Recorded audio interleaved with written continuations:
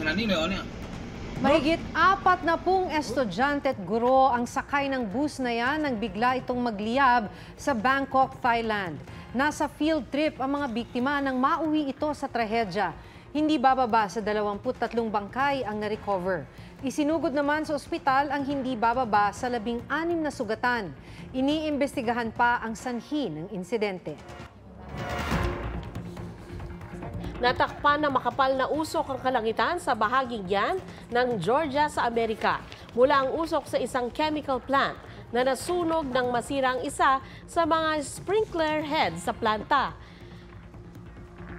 Humalo tuloy ang tubig sa isang water-reactive chemical. Aabot sa 17,000 residente ang inilikas. Pinangangambahang nag-iwan ng malakapipinsalang chlorine sa hangin ng sunog. Patuloy ang air quality monitoring. Nagdeklara na ng fire out ang mga otoridad. Mala Ring of Fire ang solar eclipse na nasilayan sa maliit na bahagi ng Southern America. Isa yang annular solar eclipse. Mistulay ang singsing dahil hindi natakpan ng buo ng buwan ang araw. Kita pa rin ang outer ring nito.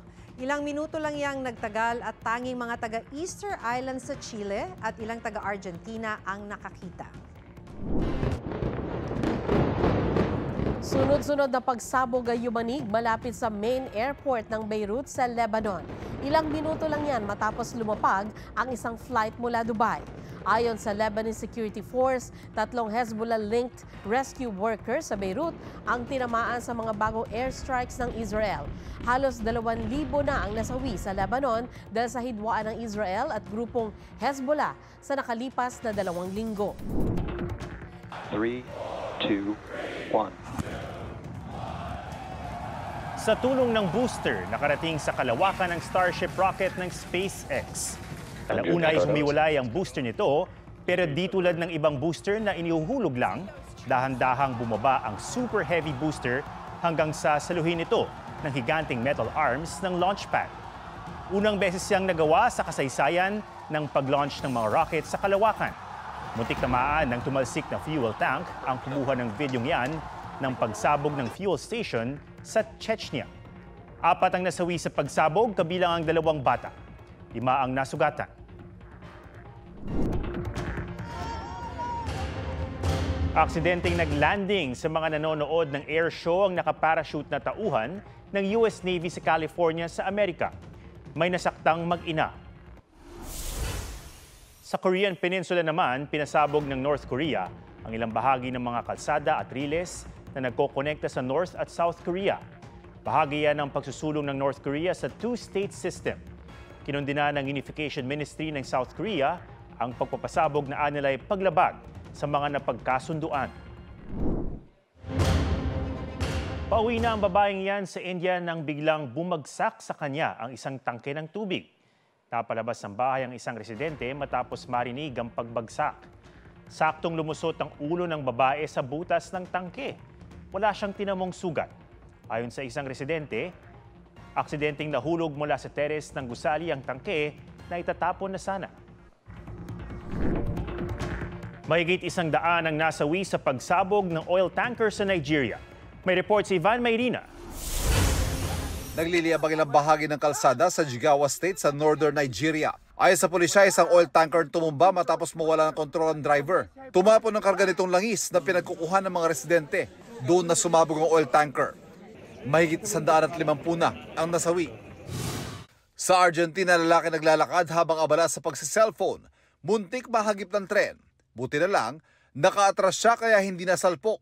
Napadapa ang lalaki na wala namang tinamong malalang injury. Sa Ohio, Amerika, isang higanting inflatable pumpkin ang humarang sa kalsada. Pahirapan ang pagkuha rito dahil tinatangay ng hangin. Naibalik na sa may-aring oversized Halloween decoration. Biro ng mga pulis, wala namang nasaktang residente, officers at pumpkin sa operasyon.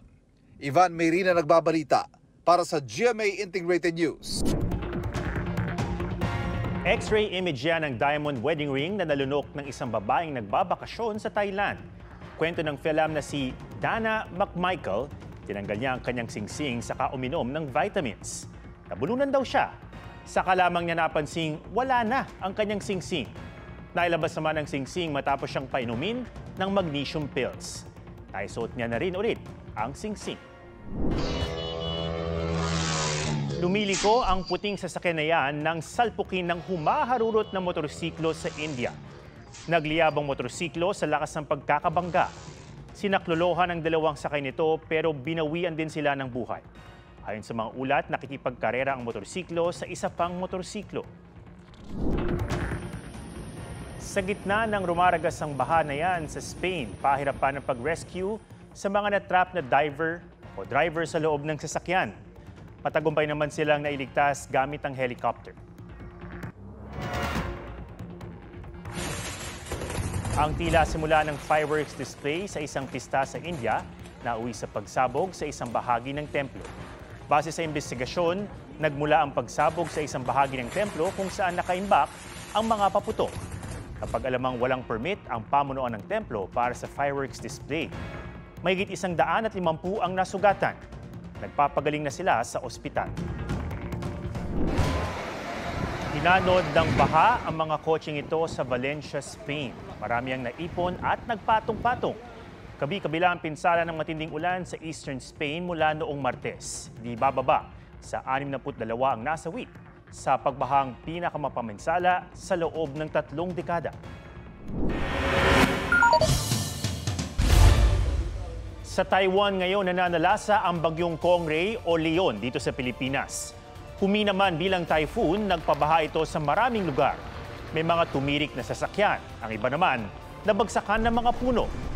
Ramdam hanggang northern Taiwan ang bagyo. Hirap makalipad at makalapag ang mga eroplano sa kanilang pangunahing paliparan sa labas ng Taipei.